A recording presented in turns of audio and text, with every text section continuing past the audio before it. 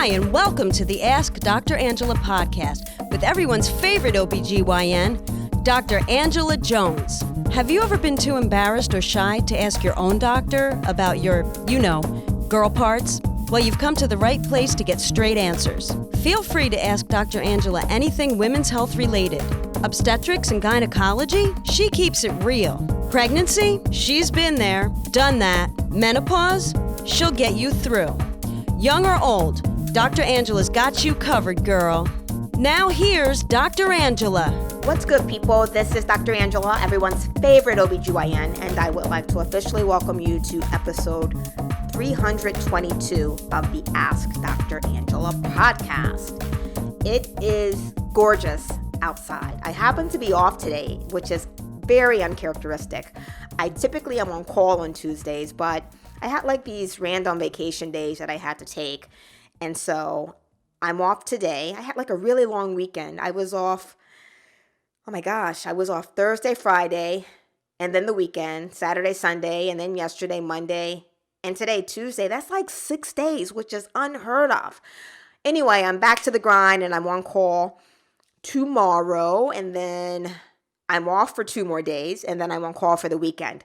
So things are getting ready to rev up for me again because I'm getting ready to be able, finally, I think, to go back to the OR. Y'all know I have not been in the OR doing anything other than C-section since like the middle of March. So I have a lot of surgeries coming up, and I'm excited about that. But it's going to be a very busy time because not only do I have to do those surgeries that were postponed in March, but I also, on top of that, will have to find time to do the surgeries that we've been trying to schedule since March.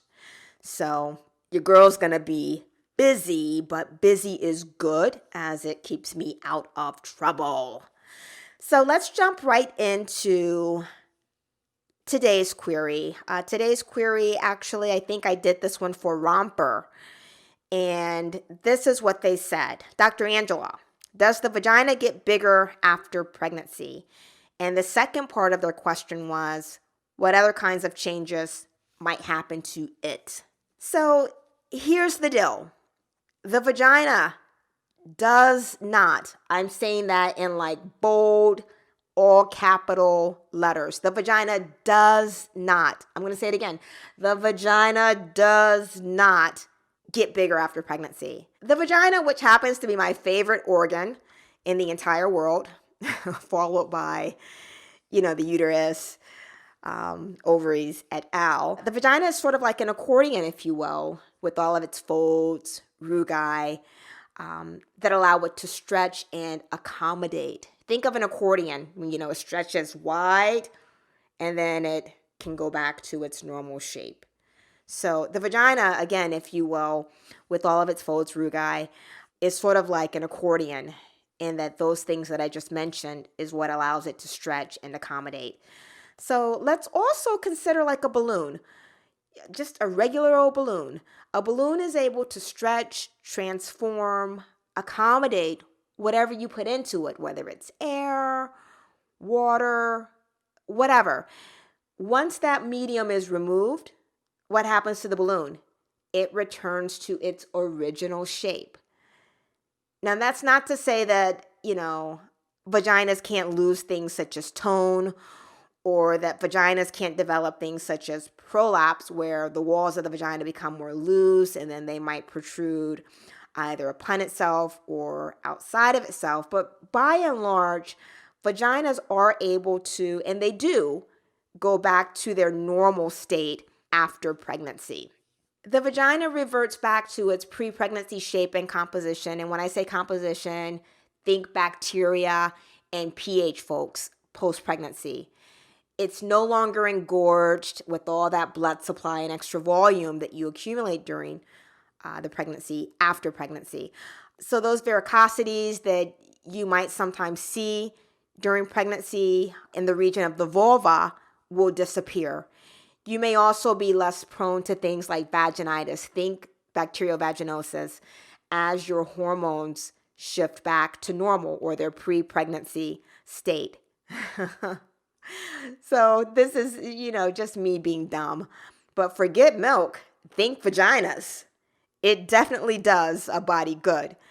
And I have to tell you, the last time that I was on call, I was so busy. But every single time I do a delivery, specifically a vaginal delivery, I am amazed and blown away every freaking time that I see a baby make its way through the vagina and into the world. I'm going to give you just a snapshot of how busy I was the last time I was on call. I literally did 3 vaginal deliveries within a 30-minute time span. I literally was running from room to room, like coming out of the gown, throwing them out, going into another room, completely regowning, putting on new gloves, all of that stuff. Like boom, boom, boom. And every time, it doesn't matter how many vaginal deliveries I do, I'm like completely amazed. And even when I do annual exams, I'm like, damn, the vagina does all of that. Because I'm looking at, again, normal vagina in women that have had babies. And it's amazing how your body is just able to kind of snap back and go back to normal. So that actually was a really good question. Thanks, Romper. And hopefully they'll feature, my feedback on that question in whatever article it is they were writing. And I love actually really being able to feature these questions on the podcast, because when they write the articles, they don't give you my full answer. So the podcast really is an opportunity for me to be able to elaborate. So there it is.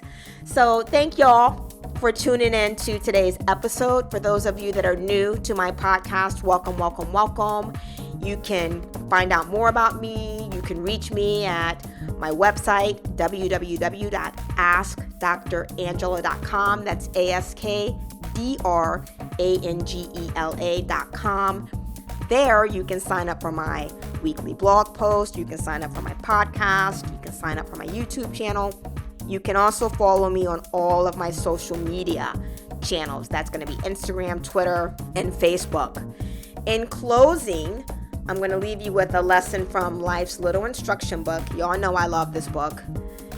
And I'm going to go with lesson 383 today.